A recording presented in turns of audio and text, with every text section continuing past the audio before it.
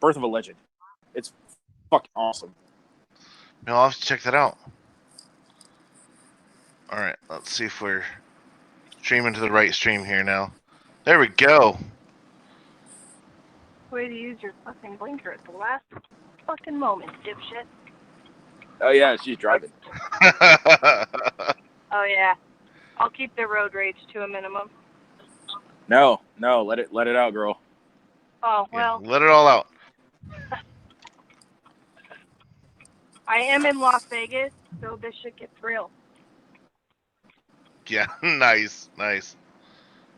Just roll down your window and stick the AK-47 out there. That'll solve the problem. I've never in my life had worse road rage than driving in LA. Yeah, LA's the worst by far. In LA is the worst mainly because in Northern California we're used to driving on the freeway when it's raining. But Southern California, I mean, when it's dry, they're used to going 90, 95, nut to butt traffic.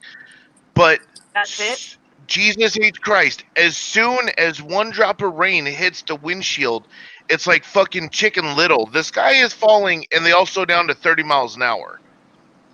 And I'm like, this is why you guys have traffic jams. But it's also the reason why people in Northern California, when they crash when it's raining, they just die. So, Who are you fooling, man? LA, Southern California does that when it's fucking sunny and shiny outside. Yeah. That was San Diego. So I can't tell you. Like, I've spent like 4 hours straight on the 5 and the 5, the 15, the 8. or whatever. Yes, all of those. Like, I've spent hours just sitting there. Like, dude, it takes maybe an hour to get to my destination without traffic, and with traffic, it's like an all-day affair. Just miserable. All right, well let's get this party rolling.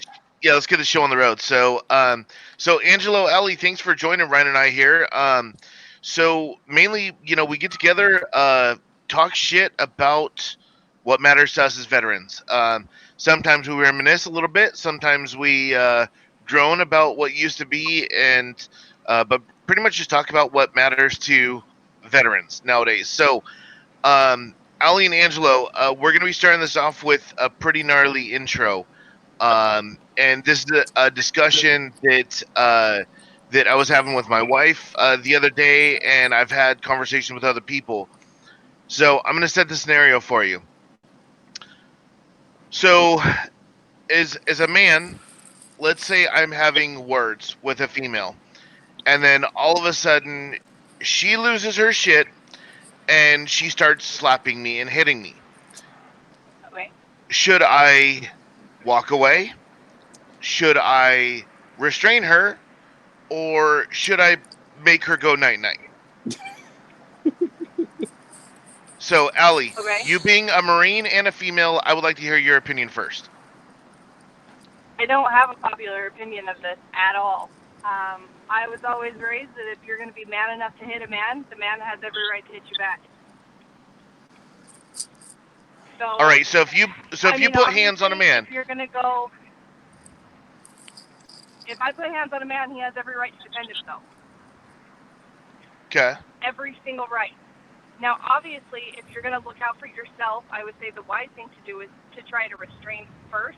But that's any fight. That's not a woman hitting a man. That's any fight. If there is a possibility to de-escalate, obviously you should try that first. However, if I'm going to put my hands on a man, that man has every single right to punch me in the fucking face. Okay. All right, Angelo, your 2 cents. I pretty much agree with everything she said. I've learned over the years, and I think we're all still learning how to control ourselves in this never-ending task. But if you can avoid the situation, like anything silly or ignorant like that, go ahead and avoid it. But if any person starts, escalating things with you, and the standard de-escalation of force thing is like they all taught us, but sooner or later the natural Marine aggression is going to come out, and someone's getting their nose broken. I mean, it's just that simple. Nothing about me is a woman abuser or even a man abuser, but you know, I'm going to stand my ground if I have to. You know what I mean? Yeah. All right, Ryan, your 2 cents. I wouldn't say anything any different. I mean, I am not a fan of conflict or confrontation to begin with. I'll try to, you know, extricate myself from that situation, but if I'm in a corner, I don't care who you are. If you put me in a corner, I'm going to get out. Yeah. Okay. All right. I was kind of my 2 cents, and ironically, so my grandma. Anecdotal story, which really flips the script on this whole thing. So, my grandma, she grew up during the Depression, and she was about 6'2", probably about 190 pounds. So, she was an Amazon, and my mom has told me many stories growing up how my grandpa Bill was a very gullible man, and he would be out drinking with his buddies, and they'd say, "Hey, Bill, I heard that Maisie was at the bar flirting with some guy." Well, my grandma was the bartender, and he would roll up to the bar drunk as shit. "Maisie, come out here and fight like a man," and she would beat the dog shit out of him. And apparently, this was kind of like a regular occurrence, which is hilarious to me. And my dumbass never paid attention to these stories because I was about 13 years old. And the long story short of it was I made the mistake and told my grandma, I said, "You're being a bitch." And I had about a half second to see the fire of hell light up in her eyes and then knock me the fuck out. Done. So, and I deserved it, and I'm a better man because of it. So I believe in corporal punishment too. Absolutely. So I heard this from a panel of women, actually, and they made the argument that it cannot be claimed that we're all equal and we're all capable of doing and handling the same things. And if you turn around and say a man shouldn't hit a woman, if you are both in that situation and that situation has escalated and that woman has laid hands on a man, if we are all equal and if we have equal opportunity, then she has equal opportunity to get knocked the fuck out. Yeah. Well, and in today's society, one of the things that irritates me the most is women fight for equality. That's what they pride themselves on. But then when push comes to shove, what they really want is dominance. They want to be able to attack a man and have absolutely nothing come back at them. They want to be able to show that they're the better sex, and we're not. We want equality. That will stop me from hitting you again. And that was the whole premise of that you can't. It's not, if you think you should be able to do something to someone and they shouldn't be able to do the exact same thing to you, that's not equality. That's right. Dominance. Yeah. Okay, so I think we've got a majority there. So, all right. So next question for you guys: is everyone familiar with Matt Best and Derek Weida and the Dysfunctional Veterans fan page on Facebook? Yep. I just know who they are. Okay, so we're gonna do kind of like a versus scenario here. So, Matt Best and Derek Weida versus Dysfunctional Veterans fan page. What good do you think that Matt Best and Derek Weida have done for the veteran community in terms of, raising awareness, maybe raising money, versus the Dysfunctional Veterans fan page, which just kind of makes us look like a bunch of crotchety old bastards that just, growl, "Get off my lawn." Are we really not that, though? I mean, that's my personality.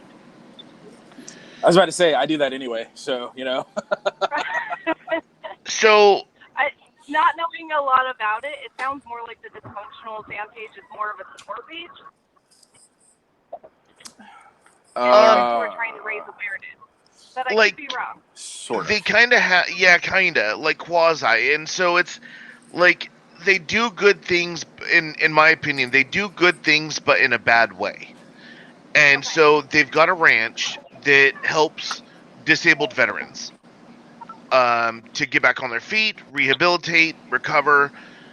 But at the same time, when they've got T-shirts that say "shut your" and then a rooster with a gun holster, so shut your cock holster, or does not play well with others, or all these other things that internally as veterans we can laugh at. We can like belly laugh at it, but to someone that doesn't understand the veterans mindset of literally the list of things that we can laugh at are both totally inappropriate and the reason why we're going to hell.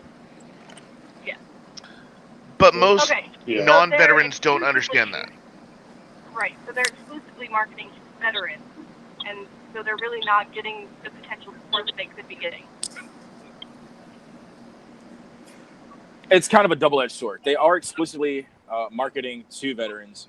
However, while exclusively marketing to veterans in this particular manner, they are portraying veterans in the stereotypical batshit crazy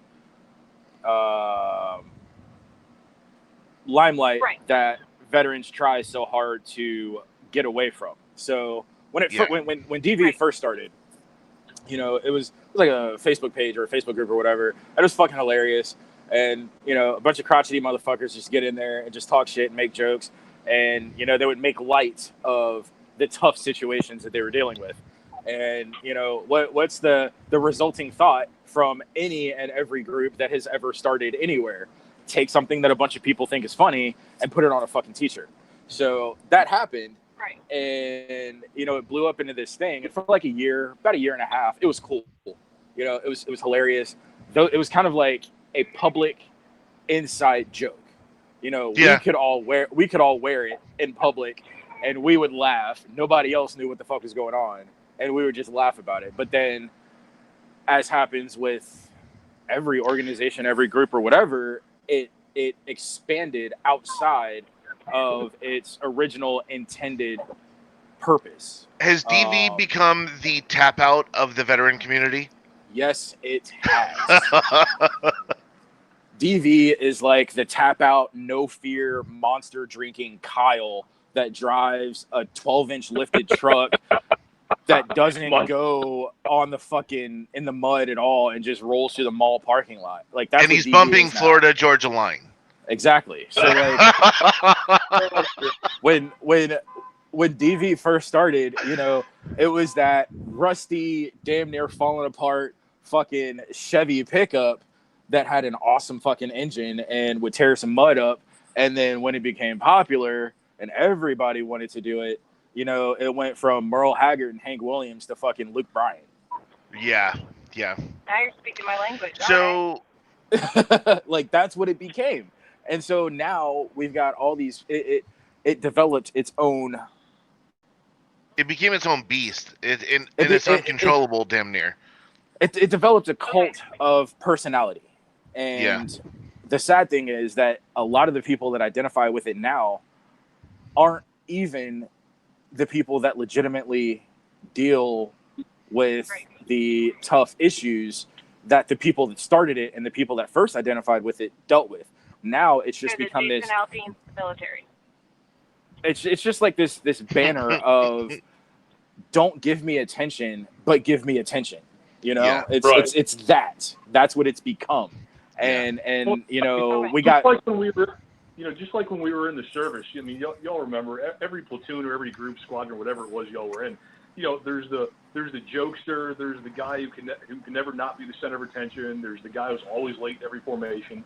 And I just think that like some of these groups, some people have capitalized on it to make some money, but at the same time, it's like the guys who were I got mad because I didn't get my combat action ribbon tight. I need to wear 511 gear my entire life to make everyone think I'm fucking Navy SEAL, and it does exactly the opposite of that. Makes you look like a fucking fool, you know? Yeah. And I mean, I don't know if you guys saw a while ago. I don't know if it was earlier this year or last year, but there was this video of this idiot vet, and he was wearing a fucking DV shirt, and he was in traffic, and he was road raging like crazy, and he like jumps out of his truck, and he's got the fucking DV shirt on. He's like banging on the person's window and yelling, screaming profanity, talking all this shit, and like that is the stereotypical DV, and that is what none of us want to be identified with, but when idiots like that rock the DV gear and they go out in public and act like that, that is exactly what they portray us as. I mean, that's the mugshot that the mainstream media uses whenever it's a veteran shooter, is that guy. Right. So like, and it just gives the rest of us a bad name, that we're all half-cocked, ready to, lose our shit at any given moment. When the reality is most of us, are semi-functioning people in society. We're still going to laugh at inappropriate things. We're still going to find humor in incredibly dark situations, but we don't want to be that crazy veteran, that just lose their shit in road rage. We're still half-cocked, but our fingers off the trigger. True. Yeah. I think DV bang switch. I think DV kind of fell prey to what happens with a lot of groups and organizations. They lose sight of their intended mission, and once they gain a moderate amount of popularity, if you want to call it that, it ends up becoming something much worse, and the people that take it over completely go the wrong way with it. Like I said, every cause and organization has to face that issue. Like, if I would have been around for first and even second wave feminism, I would have totally rocked with them chicks. Like, why can't they vote? Why can't they have a job? Why can't this bitch fucking drive a car? Like, let them do that shit. But the people that took it over distorted it and turned it into something it turned it into something worse. Yeah. Tea Party is a good example of that. Exactly. Yeah. Tea Party, libertarianism, feminism. Now feminism is a joke. It's a punchline now because of what was done to the cause, to the movement, because the people that took it over had no control. They had no direction. They had no control, and they started spouting bullshit. And I think that's exactly what happened with DV. Like, at first, it was this cool thing that, a subset of the veteran community identified with and thought it was funny, but then people took it and made it the focal point of their personality.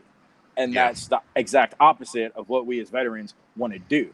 Like, you don't have to get out the military and go back to being a civilian. You don't have to forget all the things that you've learned and the experiences you've had, but you do have to figure out how to function adequately and properly within society.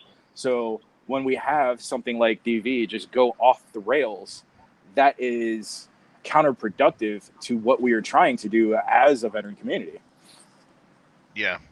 So what about then Grunt Style in the Super Bowl ad they were going to air a couple years ago? Did you ever see that? Yeah. I mean, I don't remember it. So the basic. Let me see if I can find it real quick. While you're doing that, but Ellie and Angelo, you guys are driving, huh? Yeah, I'm almost home, so if you find it, I can see it. I'm at home. Okay. While you're doing that, I'll just say this. I'm like the wrong person to ask about that because I don't agree with patriotizing, and yes, I just made that up. I don't agree with patriotizing national sports. I don't.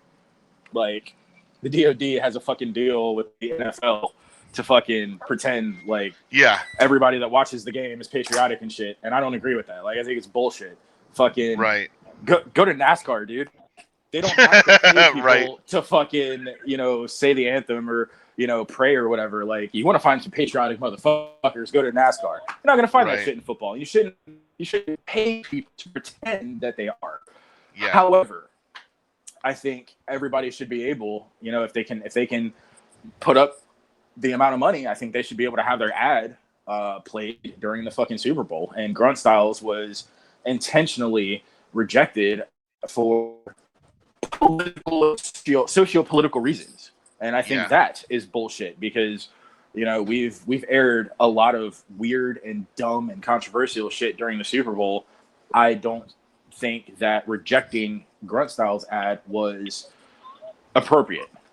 So, all right, I'm going to share the video for you guys to see here. Let me know if you can hear the audio. Yep. Yeah, I can see it. I am about a minute away, so I'll watch it as soon as I pull in. Yeah.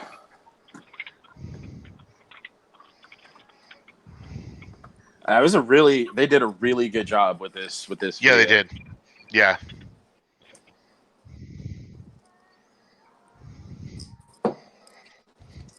With the fucking collapsible asp. Yeah. So that's a commercial. And like a lot of people lost their shit over that video. Like lost their mind. But I mean, for me it's, you know, one of the most poignant things was you know, it comes around pretty much every Memorial Day or Veterans Day, any kind of military related holiday. Someone inevitably shares the post of, you know, everyone serving or everyone's who has served at one point or another signed a blank check payable up to and at the most their life for the United States of America. So tired of fucking hearing that shit. But at the same time, though, we did. We truly, I mean, subconsciously, I mean, when I raised my right hand, April 26th of 2000 to go into the delayed entry program, and July 31st of 2000 when I left MEPS and went off to boot camp, I didn't know exactly how much I was getting into, but I mean, for me, it was pretty sobering because a week after I graduated boot camp, the USS Cole was bombed in the Persian Gulf. Yeah. And so, and I knew I was going to a ship, and I'm thinking, holy shit, this could be me in 4 months when I get to the fleet. That's scary as fuck right there. And then, you know, and then a year later, 9/11 happens. I mean, my recruiter could have never told me, hey, these are all the crazy fucking things that could go on because we've essentially had 10 years of peacetime, you know, and no recruiter could have ever predicted that we would have had 18 years worth of war. But that's a whole other topic. Right, So, but here's the thing, and I think this is why I like kind of shake my head a little bit at people who demand things like the grunt style commercial be acknowledged or whatever. Military period. So like, here's the thing. Yes, at one point we all blank check up to including our lives, blah blah blah. Yeah, we did that. But we are less than 1% of the entire American population. Less than 1%. Yeah. The highest percentage of the population that has ever served at one time was during World War II, and that was 14%. But that was with a draft and volunteering. Yeah. And it dropped consistently ever since then. At this point, we have less than 1% of the United States population actively serving in the military. On top of that, over 75% of young males and females 18 to 21 cannot pass the requirements to even enlist. The overwhelming majority of the American population can't and won't serve. Right. So it's important to understand what matters to us as less than 1% is not going to matter to the majority of the remaining 99.5 or whatever percent.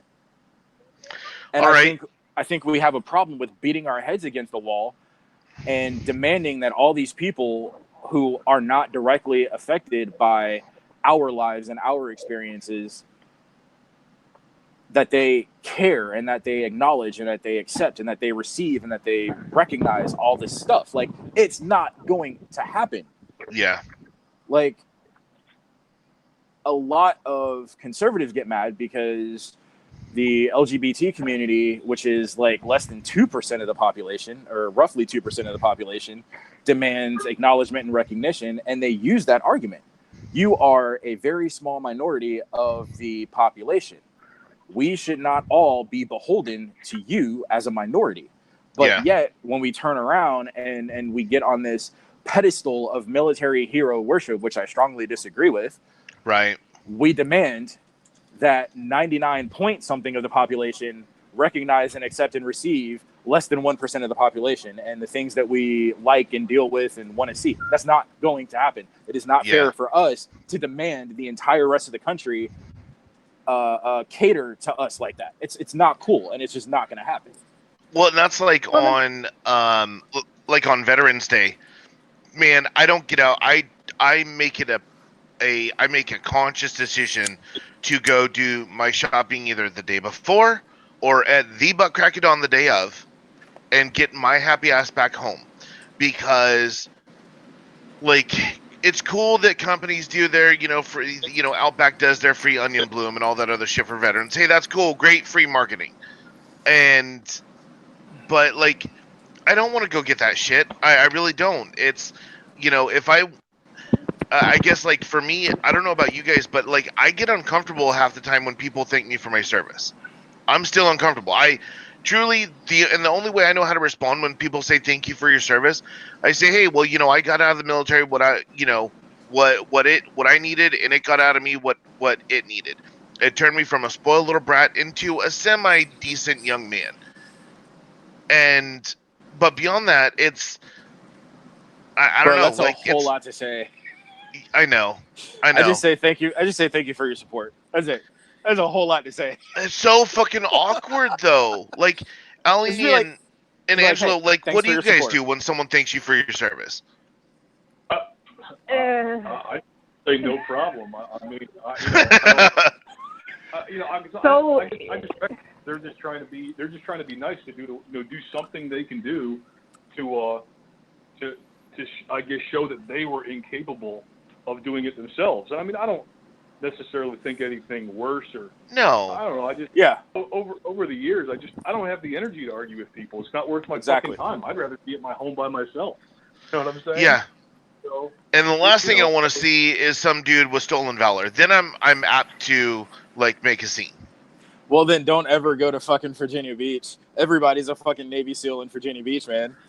Well, and that's the thing. Like, I don't know. And like, I don't want to put people off when they thank me for my service. But like going back to Derek Whita, I mean, I got all 10 fingers and I got all 10 toes and I got legs, and I'm not missing any limbs, and I'm not in a rubber room having to be physically or chemically restrained because I saw way too much funky shit. Like, I don't know. Like, I was in one of those rooms. I'm not gonna lie, that shit was kind of fun. Yeah, but you're kind of fucked up. So I mean, like it evens itself out. Like I got excited. I was like, oh my god, padded rooms are real. Yes. I mean, it's like your own personal bounce house, I guess. I mean, it totally was. So, but like, I don't want to deter people from showing gratitude, whether it be a guilt-addled thanking of my service or a heartfelt, hey, I wasn't able to serve, but thank you so much for your service. Just don't say I thought about joining, in which case I'll be like, fuck you. So like, here's the thing. Yeah. It's awkward for me as well. I used to wear, my first Cav hat. I didn't really think about it. Like, it was a hat that I liked, and I was in first Cav. So I used to wear that shit, and I'm a creature of habit. I will wear a pair of boots until they got to be resold. I will wear my jeans until I can't patch them up anymore. I will wear a hat until I've had it for years and it's falling apart. Mm-hmm. But it got to the point where, like, people would approach me and say something, and I would be like, how the fuck do you know? And I would, oh wait, I'm wearing a hat. And it just attracted attention that I was not comfortable with. So I stopped wearing it. But it's uncomfortable for me. Like I said, I just say thank you for your support. Somebody taught me that. Like, for years, I didn't even think of that. And I was having this same conversation with somebody, and they were like, yeah, it is awkward, but I just say thank you for your support. And I was just like, dude, why didn't I think of that like 8 years ago? But, right? Thanks for saving me time. So here's the thing. What I do personally is when I see, and there's not a whole lot of them left, but like these old World War II veterans, and specifically Korea and Vietnam vets, when I see those guys, I talk to them. I mean, like, they're the exception to the rule. Sometimes I might not say, thank you or whatever, but I make it a point to talk to them, specifically the Korea guys, because most of the American population forgot that there was even a war in Korea. Like, it's literally called the Forgotten War. The Forgotten War, yeah. And so, kind of as a trade-off for me being so socially awkward when people say something to me, I make it a point to say something to them, kind of like to let them know, like, you're not forgotten. Like, thank you for that. And so, I mean, it's all a matter of degrees. There's the guys out there that are essentially, demanding to be thanked for their service. And then, there's the guys that are just like, yeah, I did that at one point in my life. But funny story, there's a show about like Navy SEALs or whatever, and there was this one episode where they were in the shoot house and they were like training, and they were like, yo, we need to get a bunch of fake SEALs so that we can like actually train better. And the one dude was like, where are we going to get a bunch of fake SEALs? And like the main character was like, any bar in Virginia Beach. And anybody who was from there and saw that fucking episode, we all lost our shit because we were like, yo, that's true though. Like, I'm not even a SEAL. I was never in the Navy. I'm definitely not a SEAL. I know quite a few, but even I know enough to be able to spot a fake one when they're running their mouth. Oh yeah. And so it's just like, it's funny. Like at this point, it's not even worth me trying to say something to them. Years ago, I would try to set somebody straight, but at this point, it's like, it's not even worth it. You're we'll not just let some it. Crazy roided out 0311 Marine fix them. That's what we'll do. Angelo. What?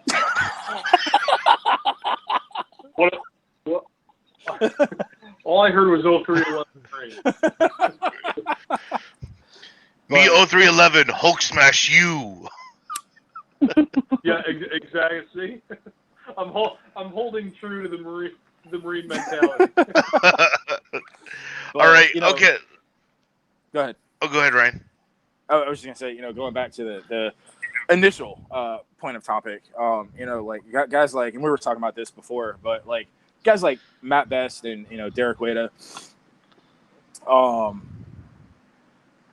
I think, and this isn't even specific to the veteran community, it's just specific to humankind in general.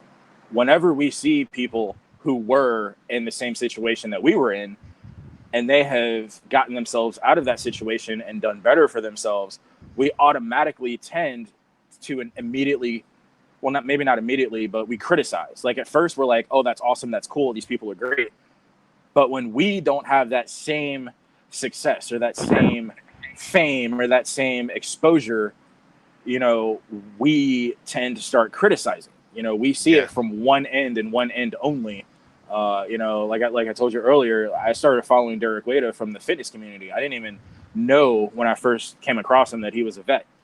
He was an amputee, and he's in the gym like beasting out deadlifts and fucking pull-ups and goddamn bench press and all this other stuff. And I'm like, yo, like that's awesome. Then once I looked into him further, found out he was a vet, found out what happened, I was like, yo, mad respect, dude. But each of these guys, Article 15, Grunt Style, fucking 9 Line, all these companies, these guys have gotten out and done something that the majority of us haven't done. We didn't get out and start fucking multi-million-dollar companies. We didn't get out and take advantage of a lot of things that we probably could have. They did. Yeah. They saw an opportunity and they capitalized on it. And each and every one of them, even DV, I will give them that. Even them, they give back in their own ways. They do things to benefit the veteran community in their own way. And all we see is the funny videos from Matt Best and all those guys. We see Derek Wada's fucking IG and all this other stuff. But we didn't see the struggle that they went through to build what they have now.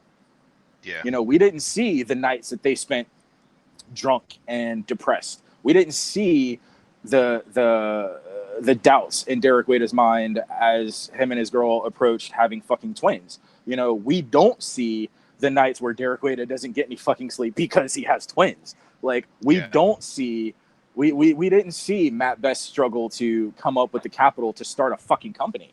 We don't see the conversations with the accountants, the conversations about overhead and maybe we have to lay somebody off and maybe we can't afford to do this. See that he's there. Yeah. Yeah. We see that and all not of a the blood, sudden, sweat, and tears. Right. We see that all of a sudden they're there, and we're not there. So, a lot of the people. Do you think that veterans in terms of with each other, do you think that veterans are on the surface more likely to criticize and pick on a little bit, but in our heart of hearts, we want all of our brothers and sisters to succeed, versus the civilian side of the house, which is, oh, honey, that looks so great, and to walk away going, that bitch is going to be bankrupt in 6 months? Well, no, honestly, I think the veteran community does the exact same thing. I think the veteran community eats its own hardcore, like sometimes more hardcore than the civilian community does. Right. Like we eat our own. Yeah, we're all trained to to kick ass and do what we have to do. But I mean, at the same time, those guys succeeded because they had the will and they had the drive to do it. Any of us could do that if we put our mind to it. I mean, if there's anything that our time in the service taught us, is that we can do anything. I mean, we upheld that concept of America through our hard work. I mean, any of us could go out there and be a doctor or a musician or anything like that if that's what we want and we find a way to do it. And yes, capitalize on all the programs that help us out, and of course the camaraderie and the help of our brothers and sisters along the way. But like you guys were saying, it's not just one guy. He might be the face of it, so to speak. But there's got just like the front line guy. The front line guy is the one who's going to get the medals and shoot the guns. But behind that front line, there's 20 or 30 support personnel that are absolutely as necessary. Yeah. So it's a team. It's one team, one fight. Break balls and have a good time, but don't forget that it's one team. I think what happens with a lot of us is that we get out and we forget about the team. We have memories of it. We reminisce about it. We talk about the good old days, but once we get out, we don't have the uniform. We don't have those same people standing in line next to us. We lose connection with that idea. And and outside of the military, you lose the trust as well.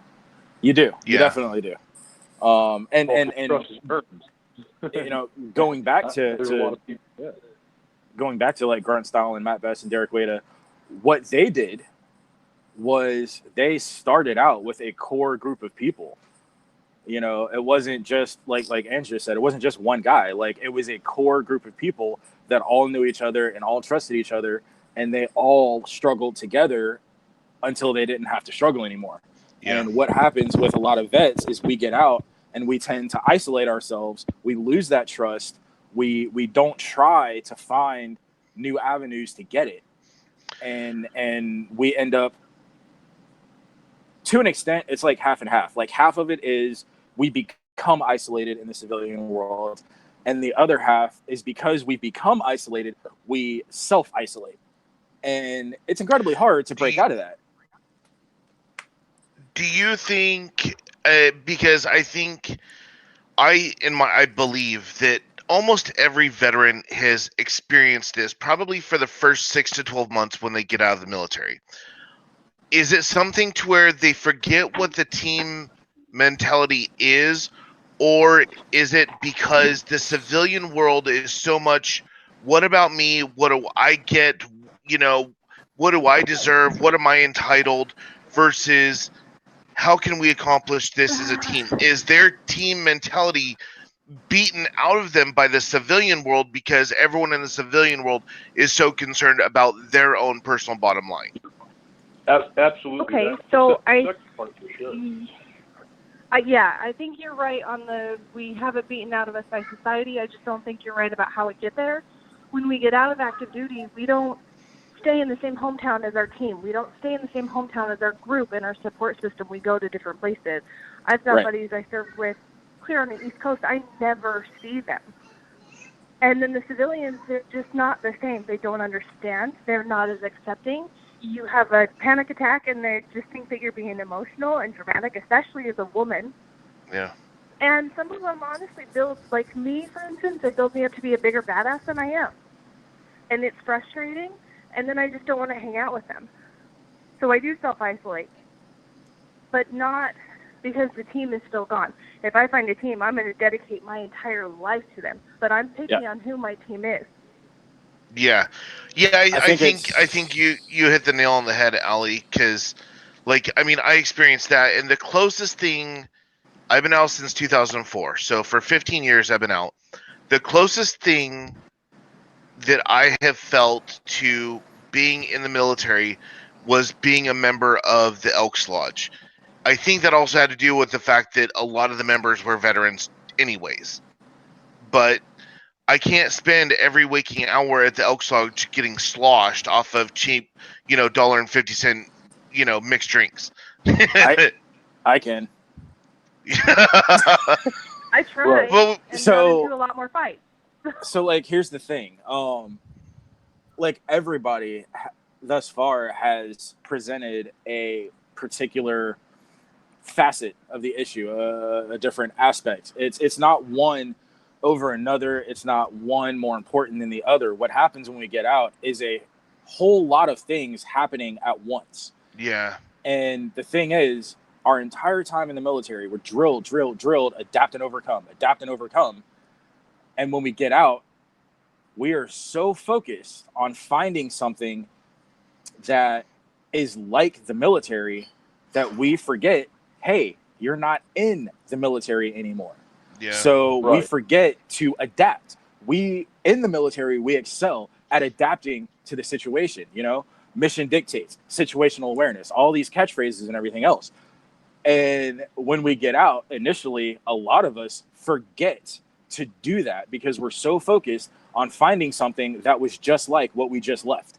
And we forget to adapt. So we don't adapt, we don't overcome, we get isolated one way or another, then we end up isolating ourselves. And it's a snowball effect. It's all these things happening at once. And that's why it's so important for the military, the DoD, to establish a hardcore transition program, because nobody teaches you that at all. Right. You learn the lesson. The funny thing about it is comparing that concept. I had a very good friend of mine who did some pretty hard time in federal prison. And of course, along with that comes the stigma. You hear, violent felon. What this guy did was basically the same stuff that I know Ryan and I contributed to overseas. We did. The only difference was we did it in the name of our country, and we got friggin' medals for it. This guy did it to defend his family, and now he's a felon for the rest of his life and served 15 years. Yeah. So it's. But the point of it all is that it's like you become institutionalized. You're in this institution of the military for so long, and the longer you're in, the worse it gets.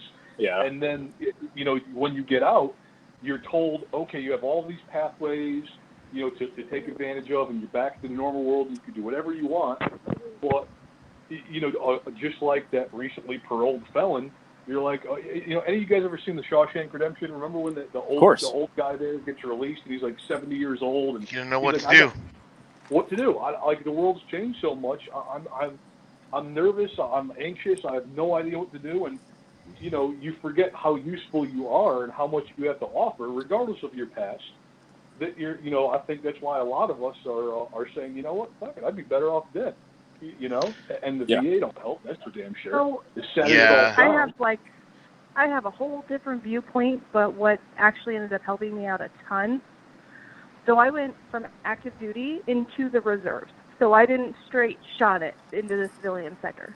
And honestly, that made the biggest difference. At first it was hard, but I was active duty in the reserves. So every time I went to my normal civilian job and was frustrated, that night I would go back to the military sector, and it would all make sense again. And that transition, after a while, I went to full reserves. I just went 1 weekend a month. That transition, I think, helps me out a lot more because I've never... So you kind of weaned yourself off. Right, kind of like a drug. It was still a struggle when I came out, and I still want it to be like the military. I still want it to work out that way. It made sense. I want order. But because of that transitional phase through the reserves, I'm able to understand that it doesn't always work that way, and I have coping mechanisms now to kind of work with that because I had to figure it out. But I had I had that military support behind me while I figured it out. Yeah. I feel like that conversation has been raised. I was going to say that go ahead, Ryan. That conversation raised circles that I've been in. How do we properly transition people out so that they do, transition to functioning members of society, so that they don't end up DV guys on camera, you know. And one of the suggestions was, you know, if you're ETSing or whether you're retiring, ETSing, whatever, your last year of service is spent in the reserves. You transition from active to reserves, and then you transition from reserves to full civilian life. That way, it's not, essentially what we go through is shock in every sense of the term and in every manner. It's culture shock. It's identity shock. It's every kind of shock you could possibly imagine. Like, we train for you to be one way, and then we tell you, thank you for your service, goodbye, but we don't train you how to be the other way. And well, something as simple as even being on time. I mean, I can't tell you how many times since I've been out that my fuse has been lit when I was 15 minutes early and the person that I was supposed to be meeting with was 10 minutes late. And before I even started with them, I mean, I was grinding my teeth. I was ready to pick a fight. And I, you know, because we're taught that way. If you're on time, you're late. If you're 15 minutes early, you're on time. If we took shots for however many times that we've heard that, we would need like 17 livers. Y'all, welcome to the life of parenthood. Well, I understand that. Comes out every morning. No, with the whole late thing. Yeah, and so like even as a parent, you can still mitigate that too. I mean, I'm not perfect. I've been late. I understand it, and I don't like it. But like one of the first jobs that I had when I got out of the military, I was well, I wasn't first out. I had been out for about 4 years. So I was 26 years old, and everyone else I worked with was all 21 and 22 years old. And I've always said that the military is kind of like dog years. That I got out of the military at 22, but in terms of professional carriage, I think I had probably about 15 years worth of working experience. So none of them, all four of the people, even my manager, could never show up on time. But yet I was the one that showed up on time. And the one goddamn day out of 2 years that I worked there, when I called in sick, they're like, well, we're going to have to write you up.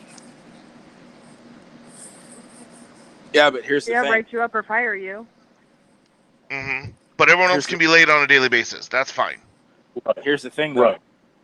You're comparing two completely different environments.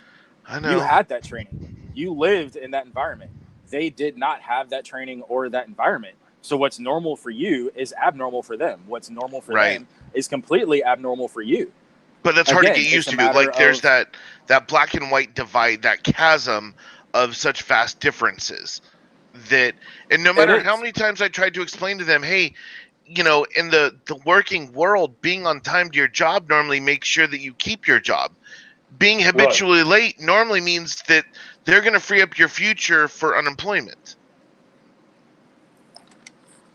Well, it's kind of like we're held to lower standards when we're hired. They don't expect highly from us, but then when we are hired, they hold us to higher expectations because they do expect more discipline. Right. Well, but we don't reap the benefits for it. Never. The thing that really kind of gets to me is the concept of communication. I mean, that was drilled into me, I think all of us, in a very big way. It's one of my cornerstones. You know, I'd rather lay everything out Barney style, like a 5-paragraph order type thing, you know, and especially like with my boss, I'll say to him, and he's a retired Navy guy, retired Navy officer, and he always laughs. He's like, dude, you're overthinking it. I'm like, well, I say to him, you know, all the time, I'd rather give you more information so you can make a better decision for the team or for whatever, because you're the boss. You're the one who's going to make the decision, not me. Yeah. Well, I don't ever want you to come back to me and say, well, I should have known about this, or I could have used this bit of information, you know. So don't not make me feel bad, but don't bitch at me for giving you more than you need when the three other members of the team that I'm working on, I'm basically giving more information for all of them because they're deficient, because they don't want to communicate. I'm not saying, you know, I'm not saying punish them or reward me. I'm just saying that, you know, like you said, hold everyone to the same standard. If if you don't know how to do something, open your friggin' mouth and say so. But at the same time, if you can't do it, if you don't deliver on the deadline, you're not getting the promotion. You know what I'm saying? Get held accountable. Accountability, good and bad. Yeah. So here's the thing, like in the civilian world, everything is played down to the lowest common denominator. Everything is boiled down to the lowest common denominator. You have to do that. You have to. In the military, it's somewhat like that. The opposite. But it's somewhat like that. Everybody breaks it down Barney style, but there is an added expectation that you will rise to excellence. So and if you don't, then you get a blanket party. Yeah, stop rewarding though. mediocrity. I mean, that's not what America is about. America is not about the most okay person for the job. No, America is about the best person for the job. Not the best man, not the best woman, not the best black or white or any of that shit. The best person for the job. And that's what was Here's the thing, though. You know? Here's the thing. There are roughly 24 million veterans in the United States. Roughly 24 million people who have had that same training, had that same drive, learned those same lessons. However, a very, very, very a very small amount number of these veterans have put themselves in leadership positions. So one of the best things that I was ever fortunate enough to experience was the outburst and the growth of the Student Veterans of America. It's a college organization, and it's all about taking veterans who are likely 5 to 10 years older than everybody else in their classroom and putting them in leadership, teaching them how to be leaders in a civilian world. When we come out of the military, we know how to be leaders in the military, but we don't know how to be leaders in the civilian world. You have to adjust to that. You have to adapt to that. And what happens is the majority of veterans get so fed up with the mediocrity and with the low standards and with the lack of standards that we give up and we isolate ourselves from that leadership. But we'll sit back on Facebook and on Instagram and we'll be fucking dysfunctional veterans. We'll talk shit about civilians. We'll talk shit about millennials. We'll talk shit about the new kids in the military and how nobody has any discipline. But the majority of us are not adapting. Tell them not to reply to the text message and the group message. The majority of us are not. We're not adjusting ourselves to put ourselves in those positions where we can pass on those lessons. Yeah. We're not doing that. So if we have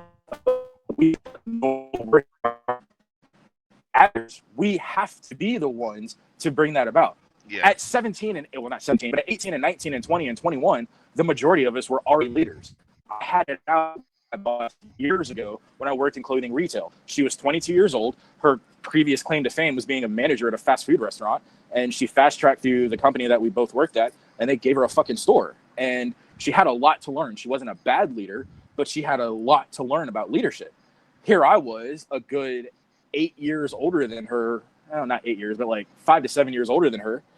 And when I was her age, before I was her age, I was in charge of like 10 people, multi-million dollars worth of equipment, more than that store was ever worth. And I didn't get straight, because I hadn't learned how to be a leader in a civilian environment. And I think that's a part of our problem. And that's why we turn a lot of people are going to be turned off by veterans anyway. Fuck that.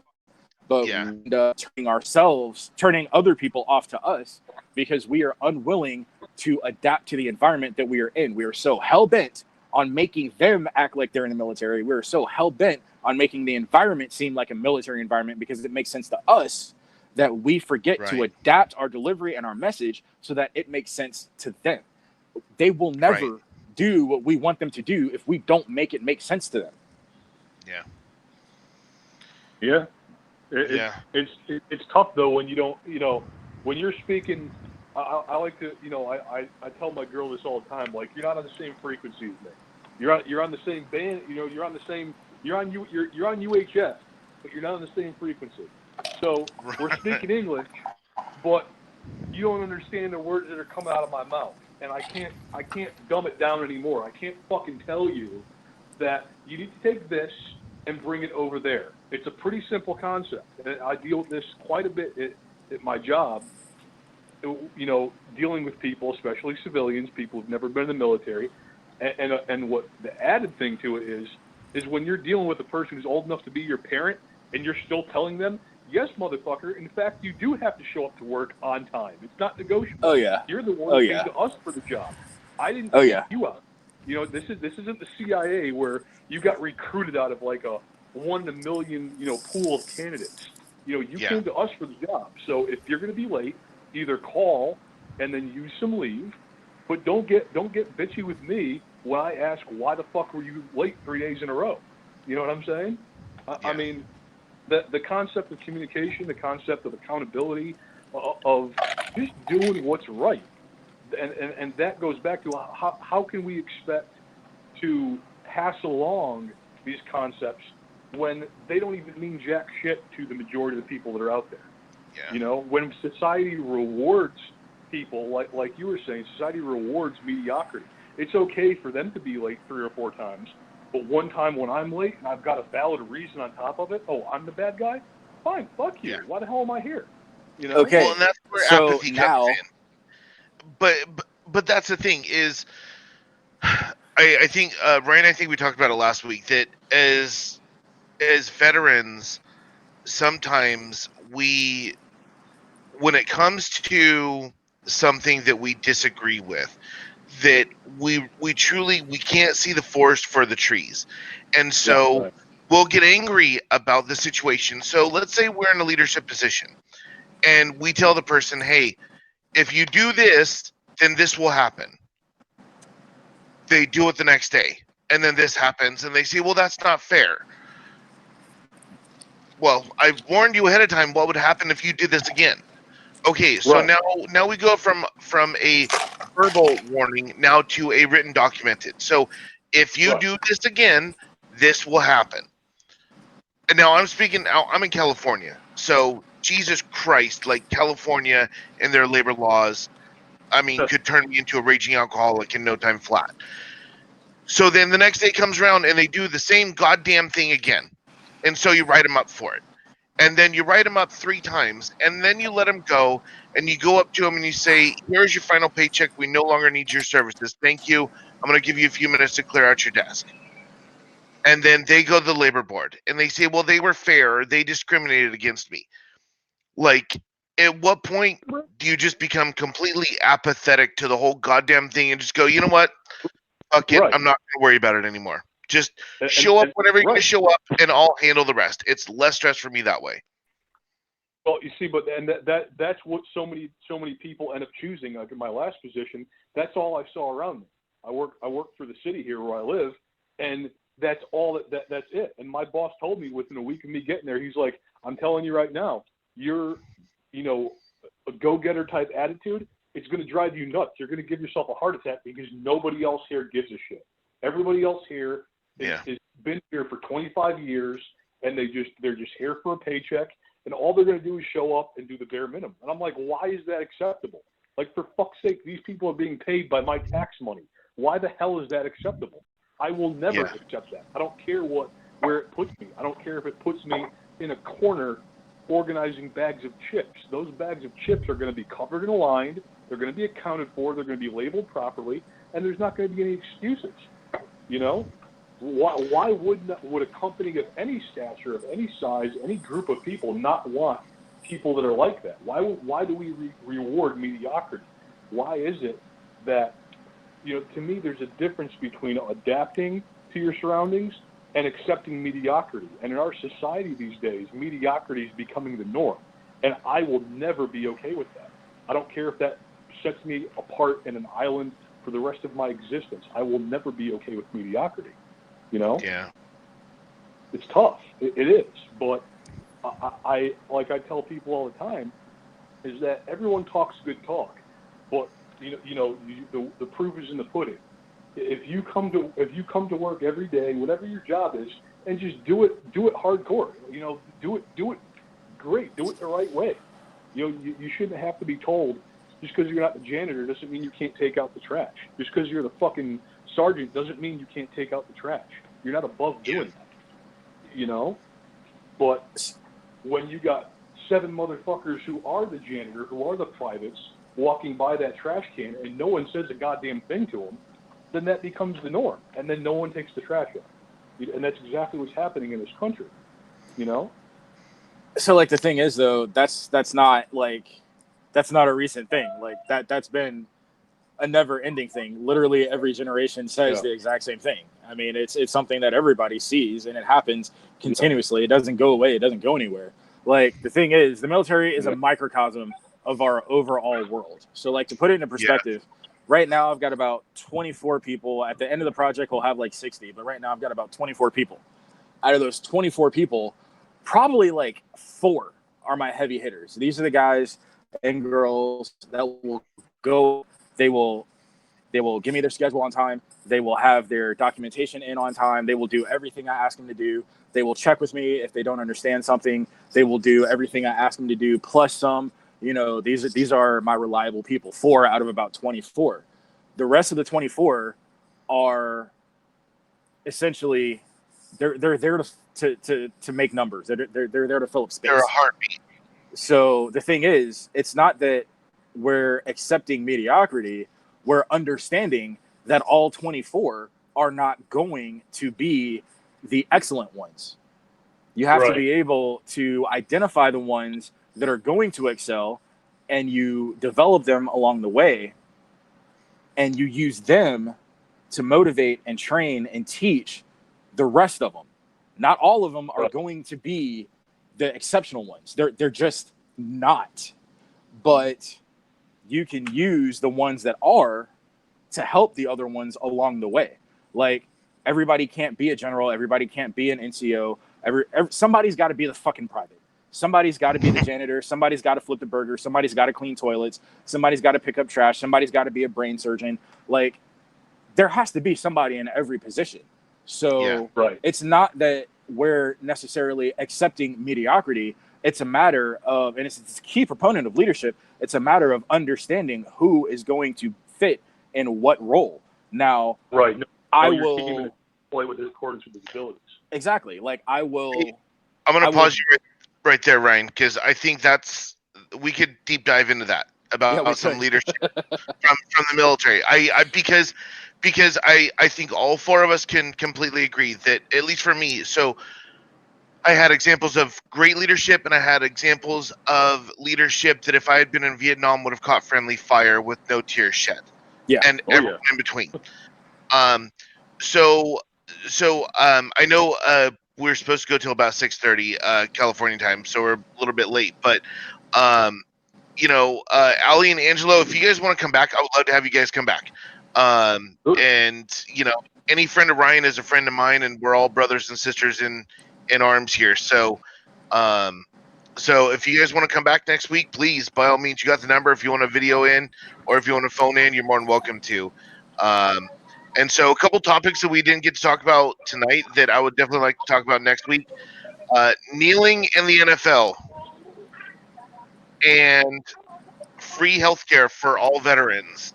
And then draft and mandatory service. And then we'll probably round it out with how to keep your A players motivated when the rest of your squad are shitbags. That's going to be an awesome one. I mean, that could easily take up the whole conversation. So, but you know, I mean, I think we covered quite a bit, you know, but the leadership part, I definitely think that the civilian sector could learn, I mean, libraries worth of knowledge from the military in terms of leadership. So I definitely think it would be well worth, you know, for anyone that wants to tune in to you know, check into that. So,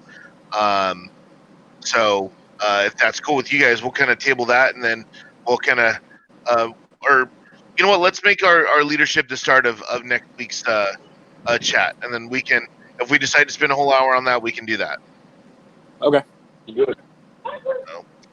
Awesome. All right. Well, Ali, Angelo, thank you guys for joining us. I really appreciate it. Ryan, as always, thank you for your insight, and guess we'll see you all next week. We'll see, you know, how many snowflakes we can offend and how many minds we can enlighten. All right, y'all. Be safe. All right, have a good evening. You too. You Bye. too. All right, bye.